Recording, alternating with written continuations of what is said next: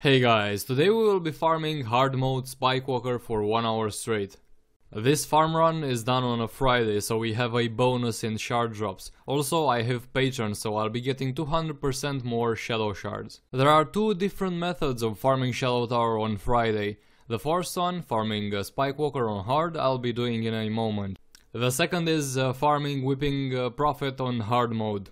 Though it gives the same amount of shards as Spikewalker does, and it's even harder, people say it's more efficient because you reach the mobs faster. You don't have to navigate through any obstacle course, because the mobs are right beneath you, right beneath where you spawn. But anyway, probably the next 1 hour of farming video is gonna feature whipping hard mode, just to compare the shards. Right, that said, my inventory is empty, let's get this going.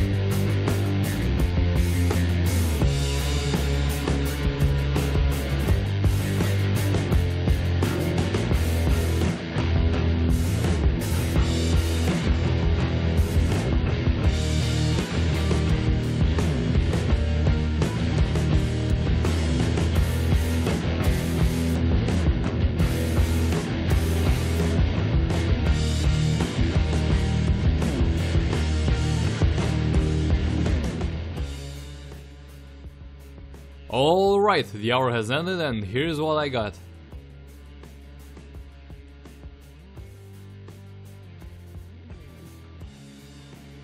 A thing I wanna mention before we go on with the results. The team I was farming with had an average power rank of 1.8k. So we were definitely not the most efficient team possible. The boss clear times were between 1 minute and 1 minute and a half, and to put things in perspective, I later on went with a max mastery team and we got clear times of 35 to 50 seconds.